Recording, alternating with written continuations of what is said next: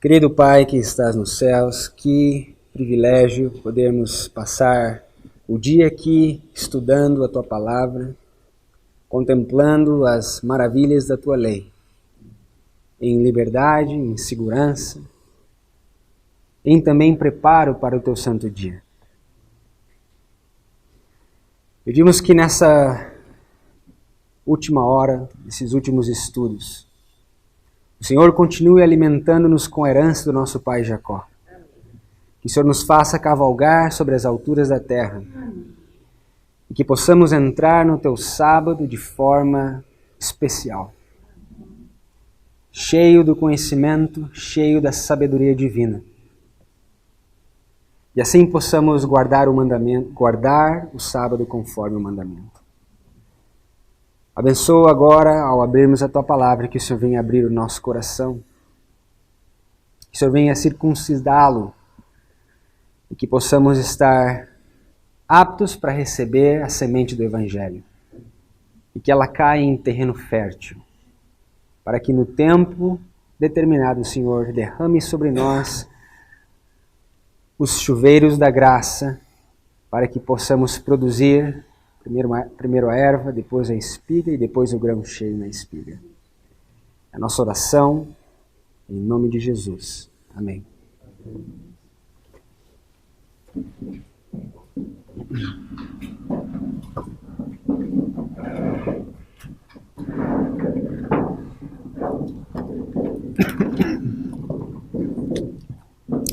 Eu queria convidá-los a abrirem comigo no livro de Marcos, capítulo 4.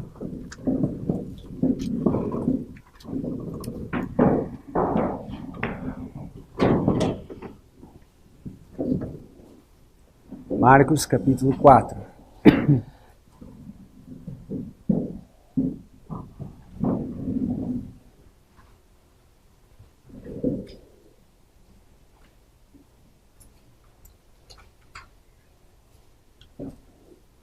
A Bíblia nos diz no verso 28,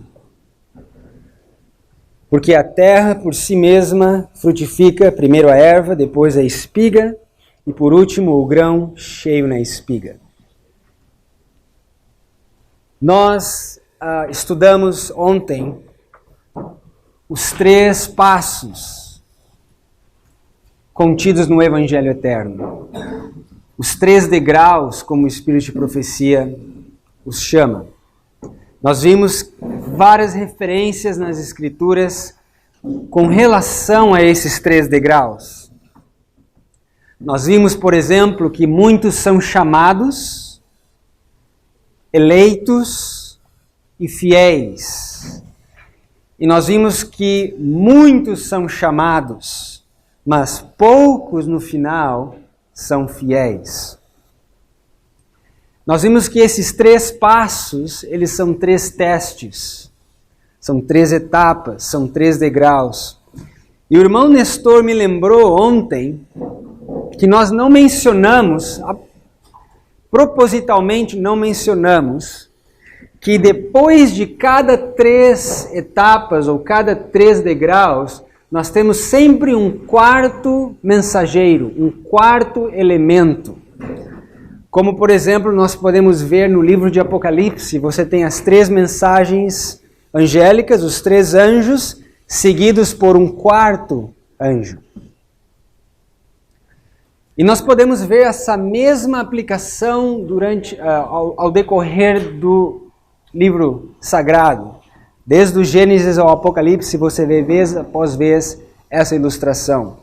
Por exemplo, nós lemos que Arão, Miriam e Moisés libertaram o povo do Egito, representando esses 3 mensageiros, mas somente com Josué é que eles entraram na terra prometida. Nós vemos, por exemplo, Sadraque, Mesaque e Abdenego dentro da fornalha ardente. E naquele momento um quarto elemento vem e se junta àqueles 3 hebreus. E assim por diante nós temos ilustração após ilustração desse quarto elemento se juntando, que não é nada mais, nada menos do que um fractal, como nós aprendemos ontem. O quarto anjo é a repetição dos 3 anjos. Mas não é nosso objetivo estudar em detalhes e tomar tempo para estudar em detalhes essa aplicação. O que nós vamos fazer hoje é ver algumas razões pelas quais nós não ouvimos mais falar sobre esses 3 degraus dentro da igreja. Quando que foi a última vez que você escutou um sermão numa igreja regular sobre as 3 mensagens angélicas, sobre esses 3 passos, como sendo um teste de preparação do caráter? Quando foi a última vez que você ouviu um ministro citar as 3 mensagens angélicas? Talvez você tenha que voltar no tempo e você ainda não consegue se lembrar. A pergunta que eu faço para vocês é por quê? Por que nós não ouvimos mais falar sobre isso? Se essa é a missão da Igreja Adventista, proclamação das 3 mensagens angélicas. Você entra numa igreja, você vê um vitral. Geralmente você vê um vitral. E o que tem nesse vitral? 3 anjos. Mas quando o pastor começa a pregar, ele prega sobre todas as outras coisas, exceto os 3 anjos. Por quê? Porque não se vê e não se ouve mais esse tipo de mensagem? Essas são algumas das perguntas que nós vamos tentar responder. De acordo com esse verso, nós vemos que para que a terra possa produzir essas três etapas, primeiro a erva, depois a espiga, depois o grão cheio na espiga, é necessário um elemento. Vocês me falaram ontem qual é o elemento. A chuva. A chuva é essencial para que a terra produza. E nós fomos em Isaías capítulo 55 e nós vimos que assim como a chuva e a neve descem do céu e para lá não retornam, antes fazem produzir e brotar da semente a semeadora e pão ao que come, assim será a palavra que sair da minha boca. Ela não voltará vazia. Então a chuva é um elemento essencial para a produção desses 3 elementos. Então a pergunta é: por que nós não vemos, ouvimos, estudamos sobre as 3 mensagens angélicas nos dias de hoje? Eu queria levá-los no livro de Jeremias, porque eu acredito que a Bíblia nos dá a resposta. Jeremias capítulo 5, vamos comigo no livro de Jeremias, no capítulo 5. Porque, irmãos, nós temos que entender que essa mensagem que nós acabamos de estudar, e hoje de manhã a mensagem da linha reformatória dos Milleritas, toda essa mensagem ela está baseada nesses 3 degraus, nessas 3 etapas. Essa é como se fosse... Em inglês a gente chama template, onde você coloca a forma, onde você coloca e você precisa obedecer essa estrutura. Como? Padrão. Jeremias, nós estamos em Jeremias capítulo 5. Eu queria ler para vocês, começando no verso 23. E aqui eu acredito que Jeremias nos dá algumas pistas, algumas indicações pelas quais essas mensagens não são escutadas no meio adventista. A Bíblia começa no verso 23 dizendo: este povo é de coração rebelde e pertinaz. Rebelaram-se e foram-se, e não dizem no seu coração: temamos agora ao Senhor nosso Deus, que dá a chuva a temporã e a tardia ao seu tempo, e nos conserva as semanas determinadas da cega. As vossas iniquidades desviam estas coisas e os vossos pecados apartam de vós o bem. Porque ímpios se acham entre meu povo, ando espiando como quem arma laços, põe armadilhas com que prendem os homens. É claro que essa mensagem não é para os filisteus, não é para os egípcios, não é para os babilônicos. Essa mensagem é para nós. Somos nós de que Jeremias está falando aqui. O Israel espiritual. Aqueles pelo qual Deus entrou em aliança em 22 de outubro de 1844. E a Bíblia nos diz no verso 24 que Deus gostaria muito de derramar sobre o seu povo chuva em abundância. Para quê? Para que possa produzir primeiro a erva, depois a espiga e depois o grão cheio na espiga.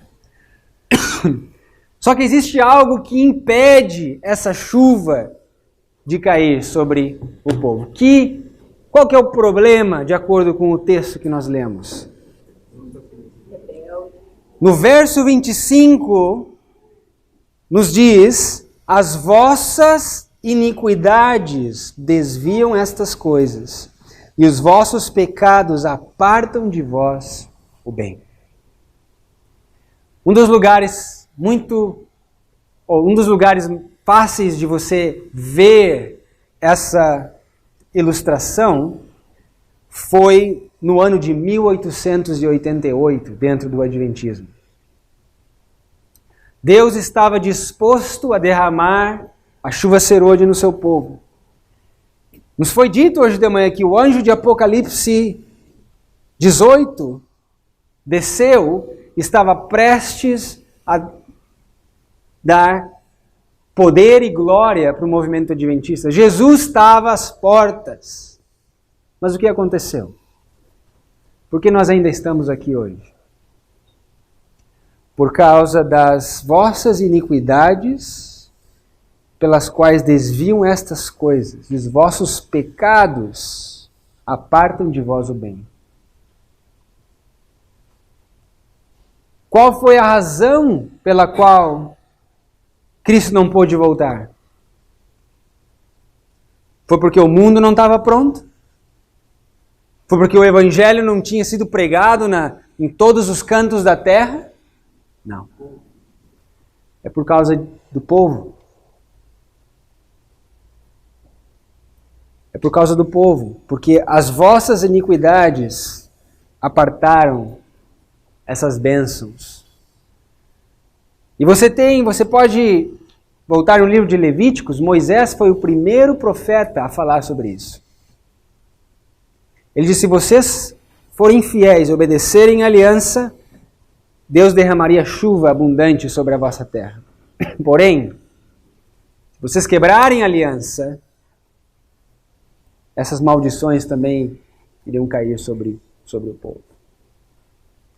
Então a primeira razão são as nossas iniquidades. É por isso que Deus retém a chuva do céu, a nuvem cheia de água é retida para que não caia sobre o povo. Agora, vá comigo no livro de Joel, capítulo 1. Vai chegar um dia, eu acredito que nós já vivemos nesse dia, em que Deus vai fazer chover numa cidade e a outra cidade não vai receber a chuva. Um indivíduo vai receber e o outro indivíduo não vai reconhecer. Nós sabemos, nós já lemos esse verso no livro de Amós e nós já lemos isso no Espírito de Profecia também. A chuva ela é individual. O objetivo da chuva é regar o teu e o meu coração, para que a semente do Evangelho possa crescer. Não é algo que vai cair numa corporação ou num grupo, ou só porque você acredita nessas verdades, você acha que é suficiente. Não é porque você está aqui hoje, simplesmente. Mas ela é um processo que acontece individualmente. Abra comigo em Joel. Eu queria, antes de ler o capítulo 1, ler o capítulo 2, dois versos no capítulo 2. Verso 18 e 19. Veja como o profeta Joel ilustra esses três elementos agora. A Bíblia diz em Joel 2,18. Então o Senhor me mostrou... Então o Senhor se mostrou zeloso da sua terra e compadeceu-se do seu povo. E o Senhor respondeu e disse ao seu povo: Eis que vos envio o trigo, o mosto e o azeite, e deles serei fartos, e vos não entregarei mais ao opróbrio entre os gentios, à vergonha entre os gentios. A minha pergunta para você é: se Deus precisa restaurar estas três coisas, o mosto, o vinho, o azeite, se Deus tem que restaurar ao povo essas coisas, a pergunta é: por que tem que ser restaurado? Não era para o povo ter o vinho, o mosto e o azeite? Esses três elementos? Não era algo para que o povo judeu tivesse como recompensa da sua fidelidade, como recompensa da chuva que rega a terra e que faz produzir e brotar? Esses três elementos. O trigo, como diz ali. O trigo. O que é o trigo? O pão. A semente que você faz o pão. O mosto é o vinho, é o suco puro da uva. E o azeite vem da onde? Da azeitona, é um fruto. Então veja, todos são frutos da terra. Você precisa da chuva para que esses frutos cresçam. E nós aprendemos que o que faz, o que tira essa bênção de nós? As nossas iniquidades. Faz com que a nossa terra não produza, porque há falta de umidade, falta de chuva. Agora, se Deus tem que restaurar esses elementos, e nós vamos ver que Ele restaura, como que Ele restaura? Veja no verso 23. Verso 22. Joel 2, 22. Não temais, animais do campo, porque os pastos do deserto reverdecerão, porque o arvoredo dará o seu fruto e a vide e a figueira darão a sua força. E vós, filhos de Sião, regozijai-vos e alegrai-vos no Senhor vosso Deus, porque Ele vos dará em justa medida a chuva temporã. Fará descer a chuva no primeiro mês, a temporã é a serôdia, e as eiras se encherão de trigo, e os lagares transbordarão de mosto e azeite. O que faz restituir esses três elementos? A chuva. A chuva. Então, irmãos, o que eu quero que vocês entendam nesse contexto é que se Deus precisa restituir isso para o seu povo, uma coisa que o povo jamais deveria ter perdido, é porque algo aconteceu que fez com que esses elementos fossem destruídos. Ok? Deus tem que restaurar. Por quê? Porque isso foi destruído. De alguma forma, esses três elementos, o trigo, o mosto, o azeite, foram destruídos. O que aconteceu com a igreja? Por que não se ouve mais falar desses três elementos? Das três mensagens angélicas? A propósito, esses elementos é a nossa única salvação, sabia? Porque esses elementos são exatamente os elementos que a fiel testemunha oferece a Laodiceia, dizendo: aconselho-te que de mim compre ouro provado no fogo, para que te enriqueças. O ouro é um símbolo dessa semente dourada. Mas não é só o ouro. Que mais? Vestimentas brancas, para que cubra a vergonha da tua nudez. As vestimentas brancas é um símbolo do vinho, do sangue de Cristo, onde nós lavamos as nossas vestimentas. Mas não só essas duas coisas, existe um terceiro elemento, colírio, o óleo celestial, para que você e eu possamos ver. Se Laodiceia não compra esses elementos, e a Bíblia diz, comprai sem preço, porque não está à venda por dinheiro, mas existe um preço. Um preço alto que foi pago, que nós não podemos pagar sozinho, mas nós somos convidados a seguir a Cristo nas pisadas dele. E existe muita gente aí pregando um evangelho sem cruz, mas Cristo diz, toma a tua cruz e siga-me.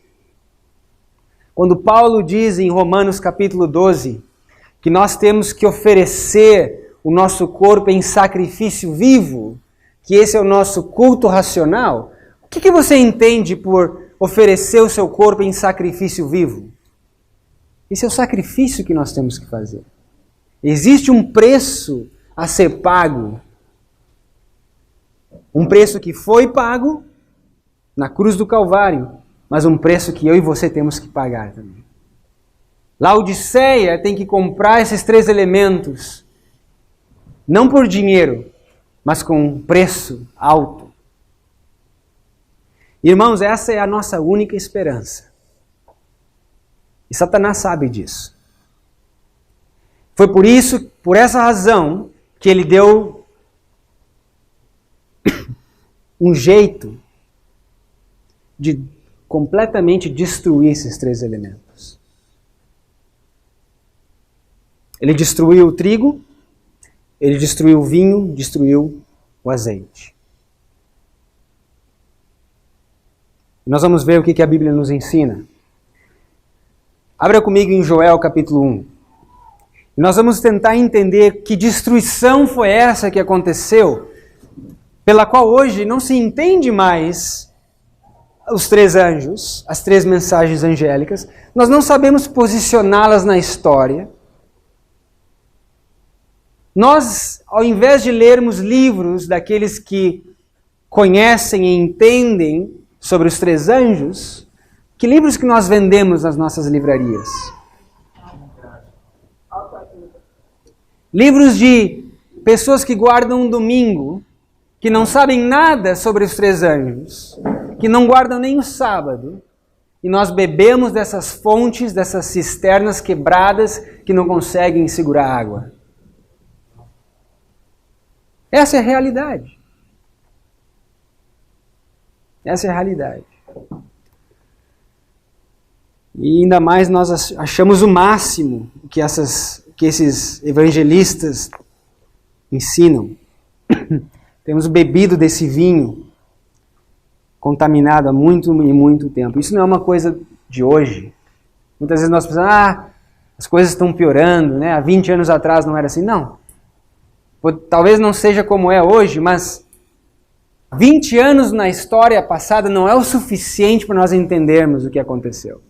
Nós temos que voltar muito e muito tempo para que nós possamos entender. E claro, nós não vamos ter tempo de olhar essa história com detalhes, mas eu quero dar o panorama geral, e aí você no seu tempo, você vai e você pesquisa e busca a informação.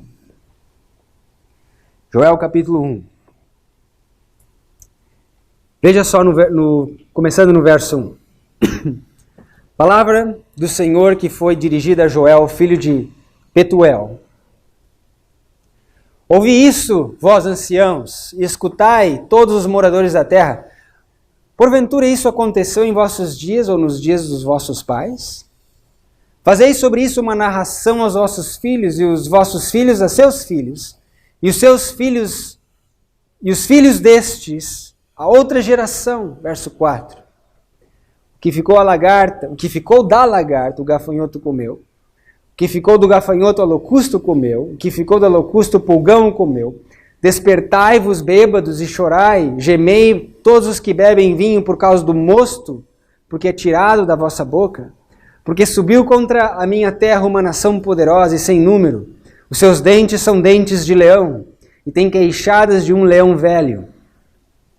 Fez da minha vide uma assolação, e tirou a casca da minha figueira, despiu-a toda, lançou por terra e seus ramos se quebraram, ou se embranqueceram. Lamenta como a virgem que está cingida de saco pelo marido de sua mocidade. Foi cortada a oferta de alimentos e a libação da casa do Senhor. Os sacerdotes, ministros, estão entristecidos. O campo está assolado, a terra está triste, porque o trigo está destruído, o mosto secou e o azeite acabou. Vocês vejam os 3 elementos que foram destruídos no verso 10.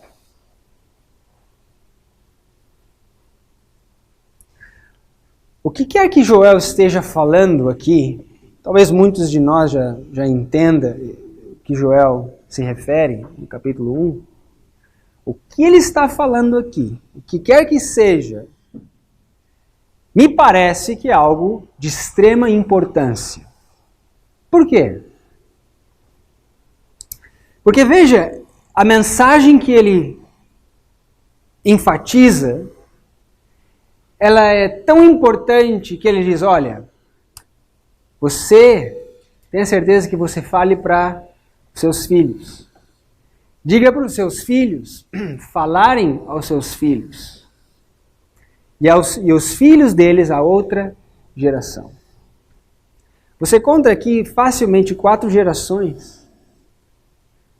Algo importante, uma mensagem importante que talvez Deus soubesse que seria esquecida com o passar do tempo. Talvez na arrogância, e quando as coisas parecem tudo bem, e tudo vai bem, você tem dinheiro no banco, e você tem saúde, prosperidade nos negócios. A nossa tendência como seres humanos é esquecer a fonte e a origem de toda a bênção. E são em contextos como esses que nós esquecemos de passar essas mensagens tão importantes aos nossos filhos, e eles se esquecem de passar aos seus filhos, e os filhos deles a outra geração. Então veja, por alguma razão, o povo de Israel, o povo de Judá, Joel foi um profeta em Judá, e nós vamos ver o contexto, logo daqui a pouco nós vamos ver o contexto em que ele estava escrevendo essas palavras. Mas eu queria mostrar para vocês um outro profeta que falou exatamente a mesma coisa. Abra comigo no livro de Salmos, capítulo 78. Salmo 78.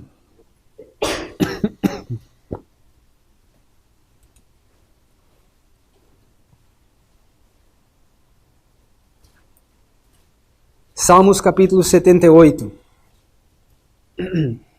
Começando no verso 1. A Bíblia diz: escutai a minha lei, povo meu. Inclinai os vossos ouvidos às palavras da minha boca. Abrirei a minha boca numa parábola, falarei enigmas da antiguidade, os quais temos ouvido e sabido, e nossos pais nos têm contado.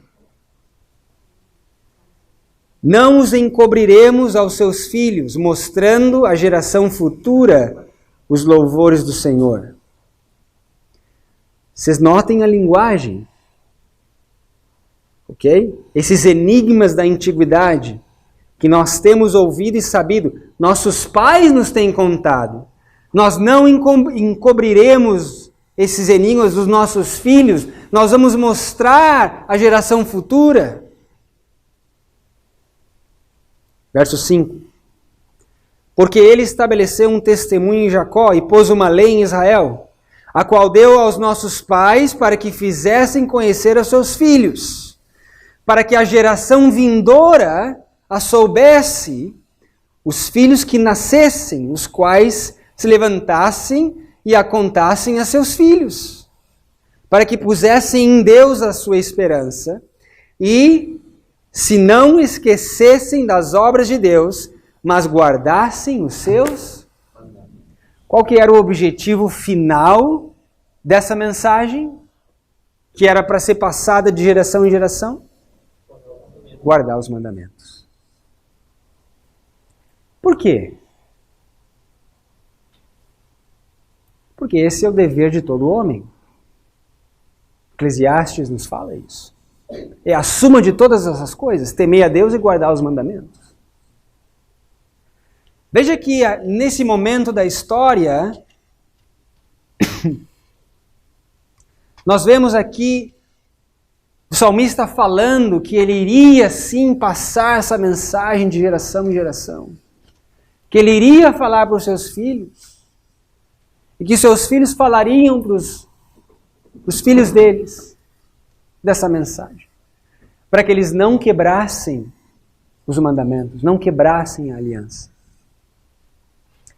Notem o linguajar. O começo do capítulo diz: escutai a minha lei, inclinai os vossos ouvidos às palavras da minha boca. Veja como que o salmista começa. Abra comigo em Deuteronômio 32. Eu acho que isso não é coincidência. Veja só o que a Bíblia nos diz em Deuteronômio 32.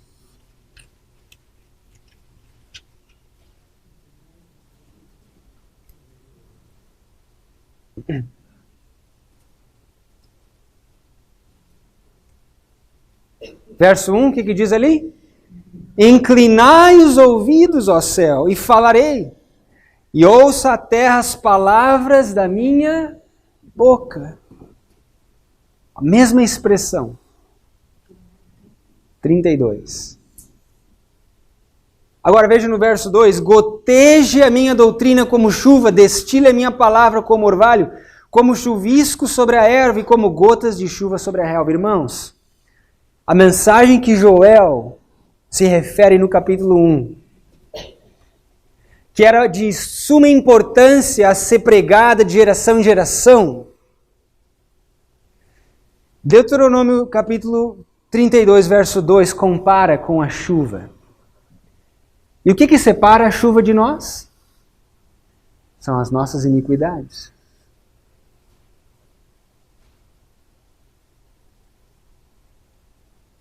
Essa mensagem, não sabemos ainda a mensagem que Joel se refere, que o salmista se refere, mas ela é comparada com a chuva. Essa é a mensagem que vai fazer produzir primeiro a erva, depois a espiga, depois o grão cheio na espiga, fazer produzir o trigo, o mosto e o azeite. É a mensagem que traz restauração. É a mensagem da chuva serôdia. Eu digo para vocês de antemão que essa mensagem tem caído há mais de 16 anos. Talvez uma cidade tenha recebido, outra cidade não. Talvez um indivíduo tenha recebido, mas outro indivíduo não. Nos foi dito que a menos que nós reconheçamos, nós não iremos o quê?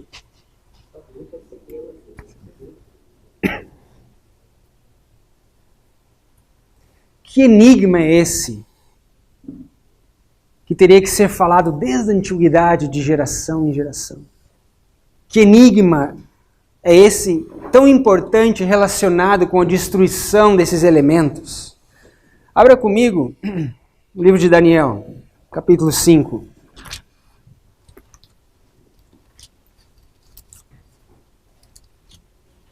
Daniel é um homem representativo. Em outras palavras, Daniel representa os sábios dos últimos dias, que ensinarão muitos as palavras de justiça, que brilharão como resplendor, como firmamento, como a luz do sol no firmamento. Daniel representa os fiéis, aqueles que são chamados eleitos e fiéis. Nós vimos ontem que o livro de Daniel é uma tipologia, um símbolo das 3 mensagens angélicas. Capítulo 1, 2, 3 nós temos ali claramente revelado. Capítulo 1 até o 6, mais uma vez, nós temos claramente revelado. As visões do capítulo 7 até o capítulo 12 é a mensagem contida no livrinho. Nós vimos que é do livro de Daniel que a mensagem presente é proclamada. Nós comentávamos aqui no intervalo que a pergunta era: qual é a nossa mensagem presente? Existem tantas mensagens, mas se você pudesse dar um resumo, uma síntese, o que seria a nossa mensagem para essa geração? E a pergunta é: qual era a mensagem presente na época de Cristo? Qual era a mensagem presente? Qual era a mensagem presente na época dos mileritas? Porque se nós pudéssemos determinar e saber de onde é que eles tiraram a verdade presente, é você colocar linha sobre linha e você vai ver de onde que sai a nossa. Os mileritas, qual era a mensagem deles? Ok, eles tiraram de Daniel 8,14, mas qual que era a mensagem deles? Que o santuário seria purificado, Cristo estava voltando, e eles tiraram essa afirmação de Daniel 8,14. Mas para eles compreenderem o verso 14, eles tiveram que compreender o capítulo inteiro. Concorda? Porque ali você tem os bodes, você tem o chifre sendo quebrado, você tem o contínuo sendo removido, você tem vários elementos importantes para você entender Daniel 8,14. Eles tiraram do livro de Daniel. Na época de Cristo, qual era a mensagem presente para aquela geração? Eu ouvi alguém falar antes. O que eles estavam pregando? O que Jesus, os discípulos, João Batista pregavam? Arrependei-vos, que é chegado o reino do céu. Da onde que eles tiraram que o reino de Deus estava chegando? Daniel, capítulo 9, verso 24 e 27. Por quê? Porque ali mostrava que as 70 semanas estavam prestes a encerrar. E o tempo probatório para os judeus estava prestes a expirar. E a porta da graça se fecharia. O reino de Deus chegaria. Essa era a mensagem. Mas para que eles entendessem Daniel 24, 27, eles tinham que entender o capítulo inteiro. Se na época de Cristo a mensagem presente veio do livro de Daniel, na época dos mileritas a mensagem presente veio do livro de Daniel, da onde que vai vir a nossa mensagem presente? Até uma criança consegue responder essa pergunta. Né? Não vai vir do livro de Jonas, ou do livro de Naum, ou do livro de Joel, apesar deles serem importantes, porque a Bíblia inteira se encontra no livro de Daniel, nós sabemos. Mas a mensagem presente para nós, em suma, em síntese, vem também do livro de Daniel. Por isso é o livrinho. O nome do ministério, livrinho, é por causa disso. É porque ali você encontra no livrinho. E o que é o livrinho para nós? Não é o capítulo 8, não é o capítulo 9. Apesar de ser capítulos importantes para nós entendermos, mas para nós a verdade presente é contida, ou está contida, no capítulo 11. Há um tempo atrás nós achávamos que eram somente os últimos versos do capítulo 11. Mas para de fato você entender os últimos versos, você tem que entender o capítulo inteiro. E eu digo para vocês, irmãos, desde que eu entrei nesse movimento há 10 anos atrás, mais ou menos, eu nunca vi uma mensagem tão gloriosa. Isso que a mensagem tem crescido e se desenvolvido a cada ano. Mas eu nunca vi uma mensagem tão gloriosa como a que nós aprendemos em dezembro passado. Essa questão que vocês estão aprendendo sobre ráfia, a repetição, da história, no começo de Daniel 11. Era como se Deus tivesse a sua mão aqui, escondendo esse mistério. De repente Ele remove essa mão e nós, uau!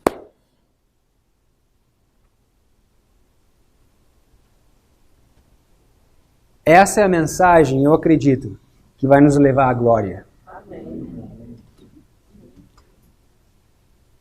Essa mensagem, irmãos, que vai atrair o mundo a esse grupo pequenino. Somos pobres, impopulares, mas temos uma fé diferente, que nos distingue, que nos separa do mundo, de acordo com Pena da Inspiração. O que você acha que vai acontecer se esse grupo pobre, impopular, não são letrados, não são teólogos, fazer uma predição? Nós vamos estudar sobre a predição. E essa predição vai acontecer. Você já imaginou o impacto que isso pode causar? Eu queria contar para vocês uma experiência, acho que talvez seja um bom momento. Em janeiro de 2016, foi a primeira vez que eu escutei o estudo sobre o último presidente dos Estados Unidos.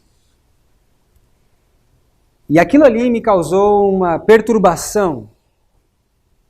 E a primeira coisa que eu fiz foi, primeiro, entender a lógica que estava sendo apresentada.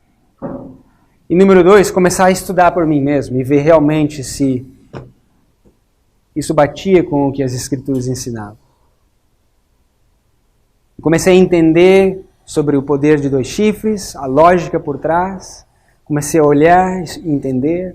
E chegou um momento, no desenrolar do percurso, da mensagem, em que nos Estados Unidos era muito claro, era evidente que o Trump não tinha chance nenhuma de ganhar. Eu me lembro nessa época que... Logo no começo das apresentações. Exato.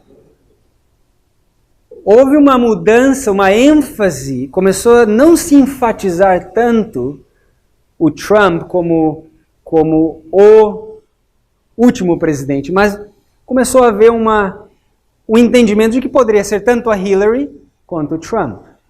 Porque tanto a Hillary quanto o Trump se encaixavam, vamos dizer assim, com o começo de Daniel capítulo 11. Ambos eram ricos, riquíssimos. Só que havia um detalhe na profecia que sempre me incomodou. E o meu objetivo não é falar sobre os presidentes, mas em Daniel capítulo 9 nos fala, nós estudamos, que esse último presidente, em português não está muito claro, mas diz que ele suscitará todos contra a Grécia. Que ele, 11 verso 2. 11 verso 2. Ele suscitará todos contra a Grécia. E eu só via uma pessoa que poderia cumprir essa profecia. Só haveria um entre os dois que poderia cumprir essa profecia. Alguém que suscitaria todos ou agitaria todos contra o resto do mundo. Porque Trump, desde o começo, ele era alguém que falava o que pensava. E quando você fala o que pensa, muitas vezes você escuta o que não quer. E o mundo inteiro se voltou contra ele. Nos Estados Unidos, a mídia, 99% da mídia estava com as armas apontadas para ele. E bombardeavam e tentavam fazer de tudo para destruir com a sua candidatura. Eu estava olhando aqueles aqueles eventos acontecerem, e eu comecei a pensar, gente, não pode ser. Ele não tem chance nenhuma de ganhar. As pesquisas diziam que Hillary, num momento eu me lembro, Hillary teria 90% de chance de ganhar a presidência. Irmãos, uma longa história, mas eu me lembro, no dia 10 de novembro, a minha esposa e minha filha já estavam aqui no Brasil. Eu ia me reunir com elas alguns dias depois. Eu sentei no meu sofá na minha sala e comecei a assistir como se desenrolou a eleição. E para minha surpresa, estado por estado, ele foi ganhando, estado por estado. E o meu queixo começou a cair. E eu comecei a me arrepiar. E eu disse, Senhor, que privilégio o Senhor ter revelado essa pequena revelação a esse movimento. E aquilo começou a acontecer diante dos meus olhos. O mundo inteiro, irmãos, não acreditava. O mundo inteiro tinha certeza que Hillary Clinton iria ganhar a presidência americana. Até ela tinha certeza. Mas nós sabemos o que aconteceu. E as eleições acabaram, vamos dizer, o triunfo, o grito de triunfo de Donald Trump aconteceu mais ou menos 1h, 2h da manhã na Califórnia, onde eu vivo. No dia 9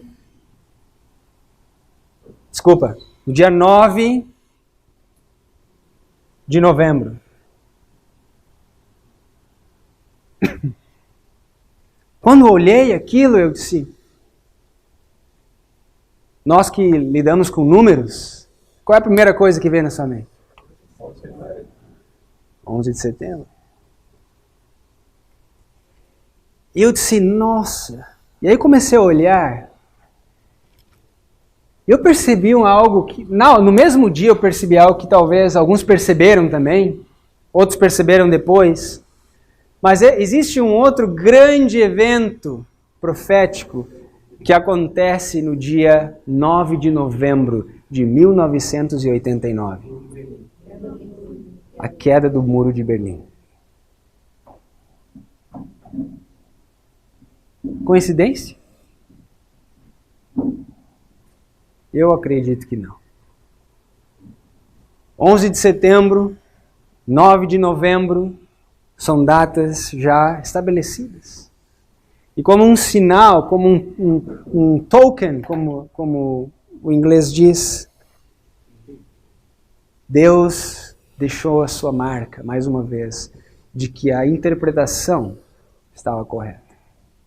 Eu me lembro aquela noite, eu me ajoelhei e fiz um pacto com Deus. Nós não, como foi falado aqui, não existe outro lugar para nós irmos. Essa é a verdade. Deus quer usar cada um de nós para fazer parte desse movimento. Você fala em sacerdotes, você talvez pense, o líder, o pregador. Não. Todos nós somos chamados. Poucos vão ser eleitos. Menor ainda vai ser o número dos fiéis. Mas que, oxalá, possamos todos chegar até o fim. Passar até o último teste. Então, a mensagem presente, foi isso que acabamos caindo nessa. Ela foi tirada do livro de Daniel. Na geração de Jesus, na geração dos mileritas e na nossa geração também. Não é diferente. Nós estamos em Daniel capítulo 5. Porque eu mencionei que Daniel é um personagem bíblico que ilustra a minha e a sua experiência. Ele passou pelos testes. Você vai no capítulo 1 de Daniel, você vê que Daniel ficou até os dias de Ciro. O que isso quer dizer? Quem é Ciro na profecia? Cristo. De acordo com Isaías, no capítulo 44 e 45, você encontra Ciro é um chamado ungido de Deus. É um símbolo de Cristo, aquele que reconstruiu o templo, que deu o decreto para a reconstrução do templo. O que significa e representa Daniel viver até os dias de Ciro? Irmãos, Daniel representa aqueles que não passarão pela morte. Aqueles que vão ver Cristo voltar nas nuvens do céu. Aqueles que vão passar pelos testes, pelas provas, mas vão ser recompensados no final. Daniel é um homem representativo. Ele representa eu e você. E no capítulo 5, a Bíblia nos ensina que Daniel tinha conhecimento, entendimento, ele tinha um espírito excelente. E veja o que a Bíblia diz no verso 12.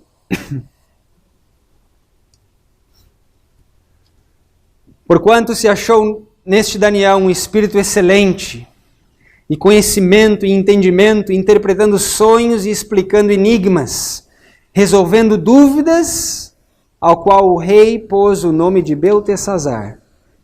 Chama-se, pois, agora Daniel, e ele dará a interpretação. Então veja, Daniel aqui é chamado, e é dito que ele tem um espírito excelente, ele tem conhecimento, entendimento, interpretando sonhos, explicando o quê? Enigmas. Lembra o que o salmista disse? Que a mensagem que seria dita de geração em geração seria uma mensagem dita através de enigmas, de parábolas e enigmas desde a antiguidade. Então não é uma mensagem nova, é uma mensagem velha, mas é uma mensagem enigmática, cheia de mistérios. E somente Daniel é que pôde compreender aquela mensagem. De acordo com o capítulo 5, que mensagem foi essa que Daniel interpretou?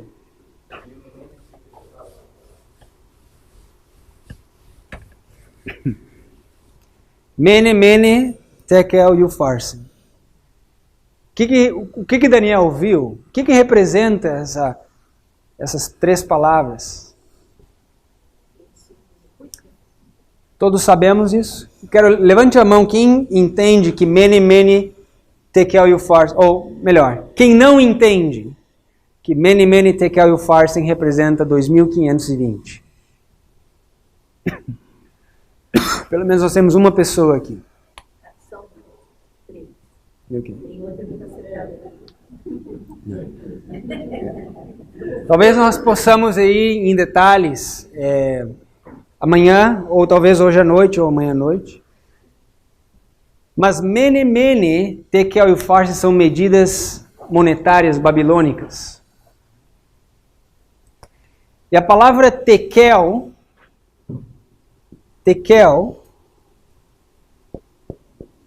é a mesma coisa que shekel, ou ciclo em português. Shekel. Existe uma conta que quando você começa a quebrar e ver quantos shekels, quantos ciclos possui mene, mene, tekel e upharsin, você chega a um número. E esse número é 126 ciclos. 126 ciclos. Desculpa. Essas são novas, da sua esquerda. Essas aqui? 126 ciclos.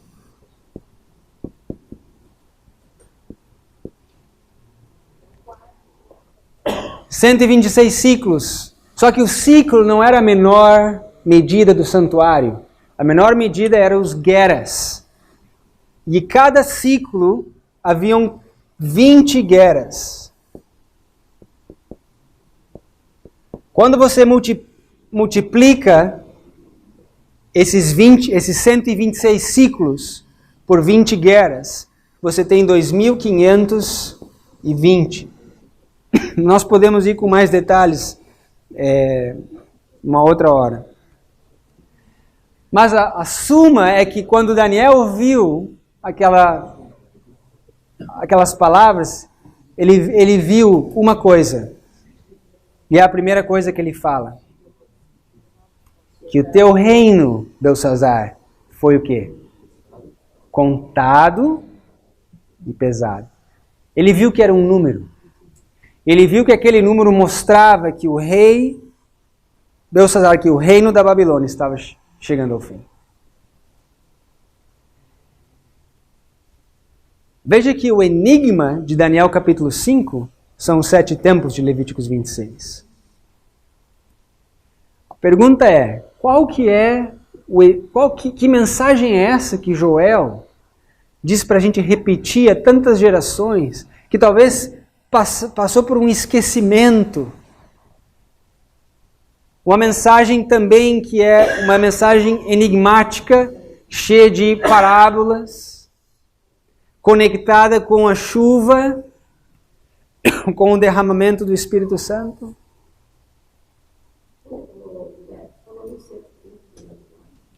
Desculpa?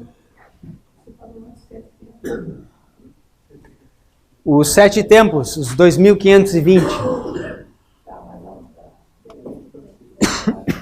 São 26 vezes 20.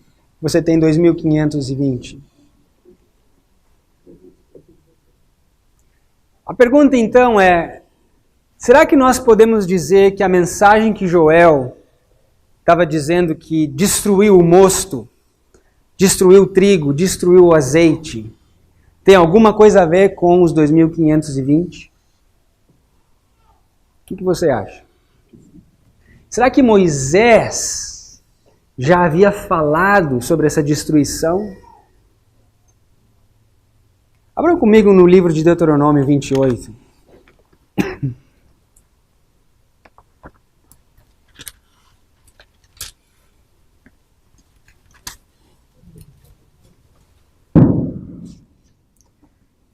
Deuteronômio 28. Eu não estou controlando o tempo. Quanto tempo eu tenho? Deu 1 hora agora? Vamos acabar aqui, depois a gente continua. Deuteronômio 28, verso 36.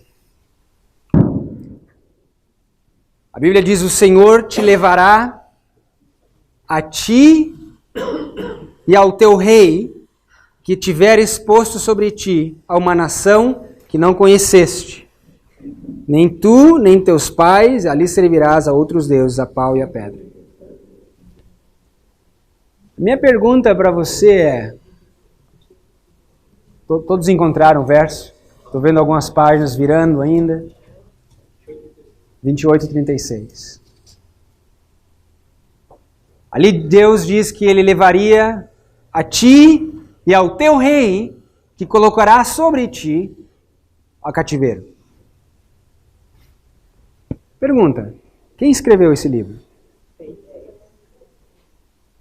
Na época de Moisés. Moisés escreveu. O povo de Israel tinha rei na época de Moisés? Sim ou não? Não. Então a minha pergunta é, como é que Deus já sabia que o rei teria que ser levado cativo também? Porque aqui diz, o Senhor te levará a ti e ao teu rei. Veja que Deus já sabia que eles iriam constituir um rei, que eles iriam rejeitar Deus como rei, iam rejeitar o profeta, iam querer um rei sobre eles, assim como as outras nações. Parece o que a gente faz hoje, né? A gente vê as outras denominações e a gente quer fazer igual, a gente quer copiar. Quer copiar música, quer copiar a forma de adoração, quer copiar os filmes que eles fazem, etc, etc, etc. Queremos um rei, assim como as outras nações. Isso aqui é um estudo à parte, mas veja o que a Bíblia continua dizendo no verso 37. Serás por pasmo por ditado e por fábula entre todos os povos que o Senhor te levará. Você imagina aquele povo que saiu do Egito, naquele milagre maravilhoso, agora em cativeiro, na Babilônia. Os seus jovens reais castrados, e agora eunucos no palácio real. Que vergonha, que vexame. Verso 38. Lançarás muita semente ao campo, porém colherás pouco. Porque o quê? O gafanhoto a consumirá. Plantarás vinhas e cultivarás, porém não beberás vinho, nem colherás uvas, porque o bicho as colherá. E todos os termos terás oliveiras, porém não te ungirás com azeite, porque a azeitona cairá da tua oliveira. Então veja, nós temos aqui o trigo, o mosto, o vinho e o azeite.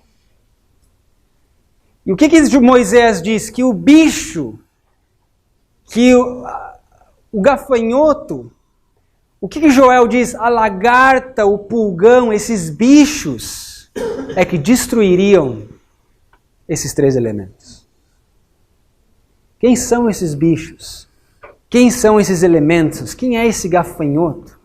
Nós não temos tempo de lidar com cada um desses elementos, mas o próprio Joel nos dá a resposta. Você quer saber uma resposta rápida e curta? Volta comigo em Joel e nós acabamos ali. Joel capítulo 2.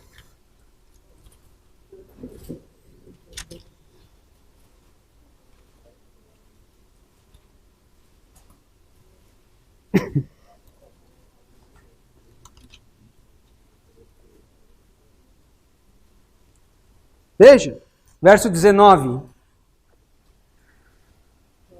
Joel, capítulo 2, verso 19. E o Senhor respondeu e disse ao seu povo: Eis que vos envio o trigo, o mosto e o azeite. Deles sereis fartos. E vos não entregarei mais ao opróbrio entre os gentios, mas removerei para longe de vós o exército do sul.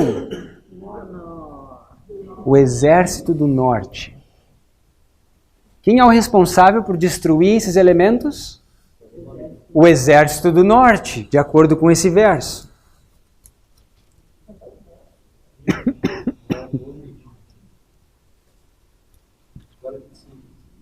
Todos acompanhando? Ok? Veja no verso 24. E as eiras se encherão de trigo, os lagares transbordarão de mosto e de azeite, e restituir-vos-ei os anos que comeu o gafanhoto, a lacusta, o pulgão, a lagarta, o meu grande exército. Da onde que vem esse exército? Do norte. Quem é o exército do norte? É o mesmo exército que Moisés falou em Deuteronômio 28. É o rei do norte. Nós não tivemos tempo, mas você olha lá em Deuteronômio 28 e você vai ver as características de Babilônia. Estes são os responsáveis pela destruição desses três elementos. O exército do norte. Agora, nós sabemos que são as nossas iniquidades que apartam a chuva de nós. E nós já aprendemos que são os exércitos do norte que destruíram o trigo, o mosto e o azeite dentro da nossa igreja. É por isso que você não escuta mais falar sobre essas coisas. Houve uma obra de destruição dentro do adventismo, dentro da igreja.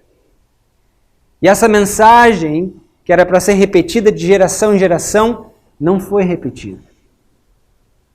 E hoje nós estamos vivendo na última geração, tendo que relembrar e restaurar, assim como Josias teve que restaurar essa mensagem no tempo dele.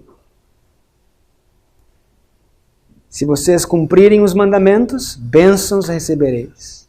Se vocês quebrarem os mandamentos, serão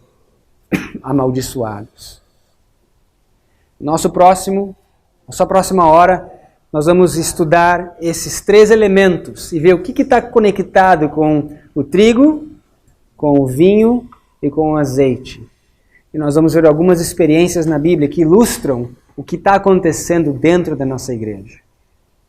Vamos orar.